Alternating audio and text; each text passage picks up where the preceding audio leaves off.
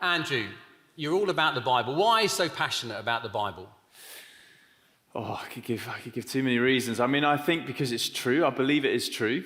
So I'll start there. I think, I believe while God didn't write the Bible, I believe he did inspire it. And so there's something that breaks through the pages in a way that isn't true of any other book, certainly any books I've written. Something breaks through. You think you're reading a verse, and then you hear a voice. I'm sure we've all had those experiences. You think you're just reading a verse, and then there's that voice, that other message coming through. And I think I've seen what it does. I was literally just this morning, after preaching down in Vazon Church, is that how you'd say it? Vazon, yeah, that church. What do you reckon? Vazon. Some people call it Vazoon. I like that. It's a bit like when the posh people moved to Streatham, they call it St. Wreatham. Vazoon. Anyway, Vazoon. That sounds like an instrument, doesn't it? Vazoon. I play the Vazoon. Anyway, what was I saying? After just preaching, this guy came up to me and he just gave a little, because I was preaching on Romans, he said, Romans saved my life. He said, I was literally, this is about 20 years ago, I was going to commit suicide.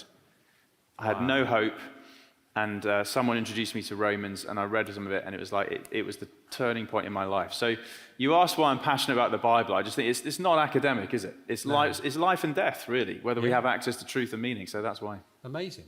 Thank you.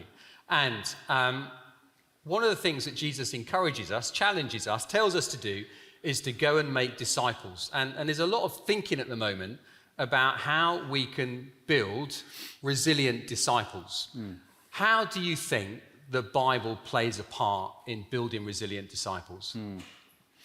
Well, statistically, it is pretty much top, other than being part of a community of people, so you're not on your own. It is the next most significant indicator of whether you will stand the test, whether you will last the course, isn't it? So just hard statistics point to the fact that Christians who regularly read the Bible are far more likely to continue in their faith through the storms of life.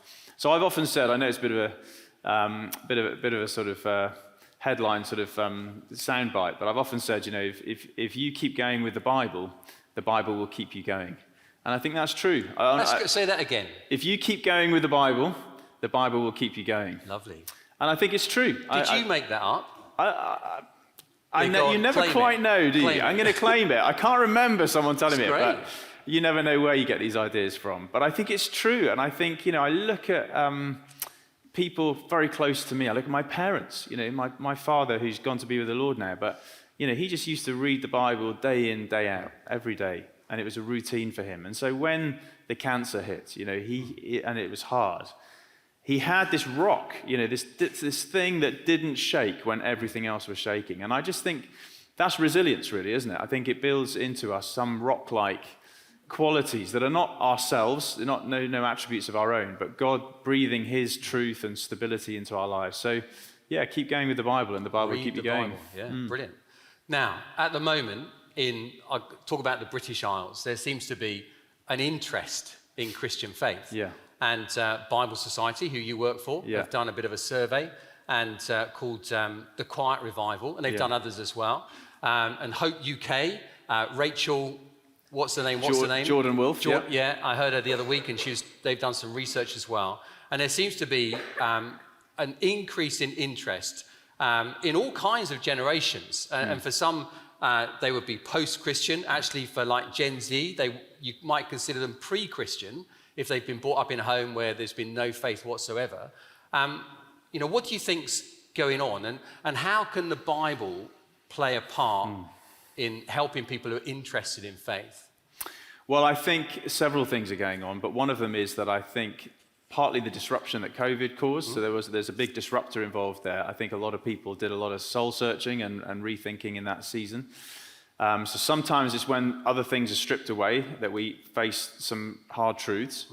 I think the world does not feel like a very stable place right now, so at a geopolitical level, I think there's some things that are changing.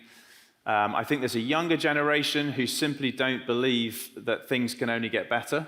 I think that narrative, that was the song that was played out when Tony Blair was elected and New Labour. You just couldn't play that today. It wouldn't go down very well at all.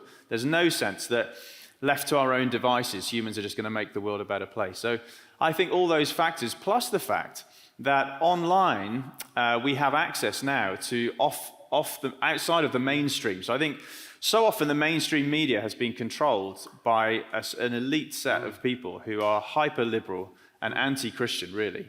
And they've sold us this kind of narrative that everything's just bombing and declining when it comes to religion, the secular narrative. That's just not true. No. And the point is now everyone on their phones can access a whole suite of other voices. So you get people who are major influencers who would never be interviewed in a friendly way by the BBC. No. But they're actually great advocates for the Bible. So you think of a Jordan Peterson would be a great example of someone who millions of young men are tuning in particularly to his message. And I'm not endorsing him specifically. I'm just saying he is fundamentally saying the Bible is good for us, not bad for us. So I think that the narrative that the Bible's bad for our world and we just need to get beyond it, that narrative is broken. Secular humanism, it's bankrupt. People, I think, increasingly realize you cannot find the meaning of life just by acquiring more stuff.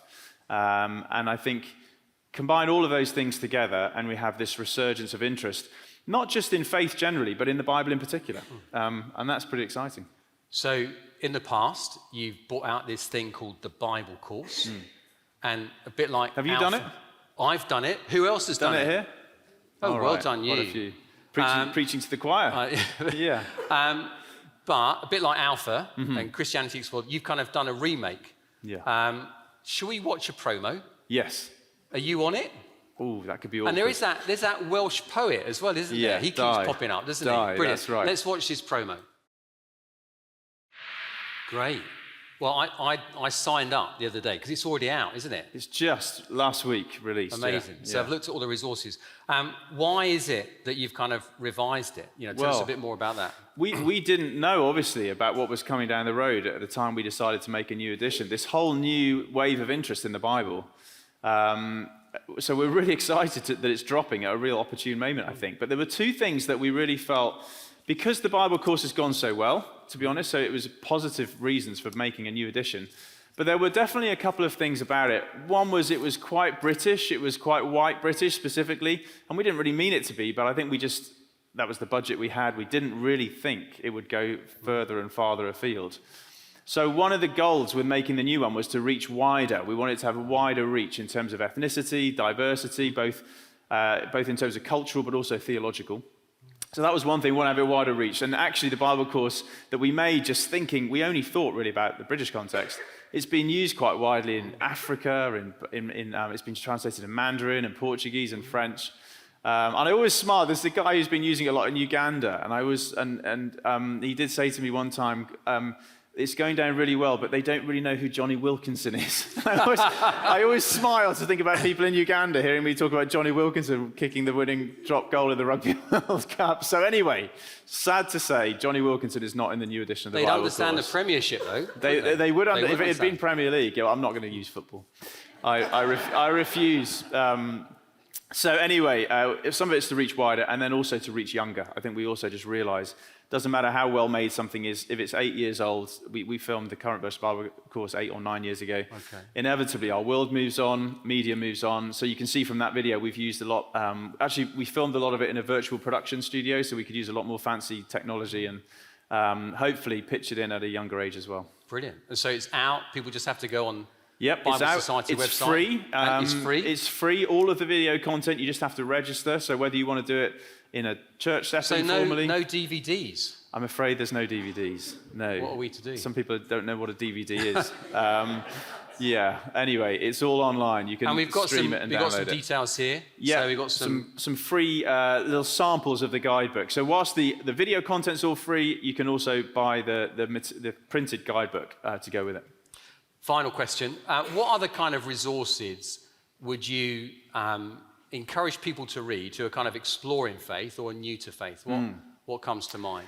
Well, I think I'll mention a couple I've written in a moment, but I think just to be generous and to recognise this, I mean, many of us will be drawing on things like Bible Project. They do an incredible job, don't they, to help people visually engage with the Bible. We are so well off for resources. I think our challenge is not we're under-resourced, is it? We've got so much at our fingertips. I was at a conference last week with people from working in parts of the world where it's very dangerous to be a Christian. And my goodness, they are just getting tiny fragments, and it's they're risking their lives to have it, and we got everything. So to some degree, you know, online, I recommend Bible projects. In terms of my own work, a couple of things. Thank you for setting up a little bookstall and making me sign them as well. I don't know whether that's... Well, I do like a good book and a good bookstall. Do you know what? I'd let you in on something. The other day I was in London and with my wife, and we're in Knightsbridge. We went to Harrods to have a cup of coffee, and we went in £8.50. So I thought, forget that, not on a vicar's salary. So we went down to HTB, and they've got a little cafe there. And so I also knew that they got a bookshop there as well, because I went there some years ago. They had a bookshop there. Went in, get the coffee, which was all right. I said, where's your bookshop? And they said, oh, after COVID, we shut it down. Oh, no. That's tragic. That's tragic. So we run a little bookstall here. Well done. But I do think Christians should read more books. Would you say the same? As an author, yeah. I'm going to agree with that. Yeah, absolutely. I mean, I think, you know, obviously there's great resource through podcasts and video as well. So it's not instead of. But I do think there is something with I mean, I read quite a bit on my Kindle, but there's something about the printed book that it doesn't have any notifications, does it? Nothing pops up on the page. You do lock in a bit more, whether that's your Bible or a printed book. So I agree with you. I hope it's not old-fashioned. I hope we're still going to have books around for the future. And the couple that you've got there, there's one, if you've got young people... Well, we haven't got that one. There's a blue one. Can you run that down for me, Adelino? Is that okay? This is one you did with Bear Grylls, right? This is, yes, well, sort of, because it's actually the NIV Bible, so we didn't do that. But, okay. So this is the NIV for young explorers, and yes, Bear and myself wrote lots of content. Is he a mate? I've become friends with Bear, yeah, we get on very well. Minor Christian celebrity in our midst. Yeah, wow. Well, he's a good guy, and he's just bringing out another book about the story of Jesus, actually, called The Greatest Story Ever Told, which I've had a lot of involvement in. So this one?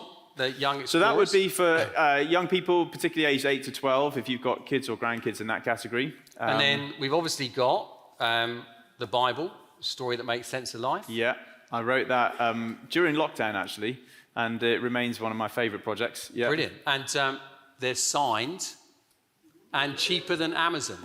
They are, aren't they? I don't know how you've done that. Yeah. Well, we're just very generous here at Trinity. You are. And then this one. Romans. Yeah. That one as well.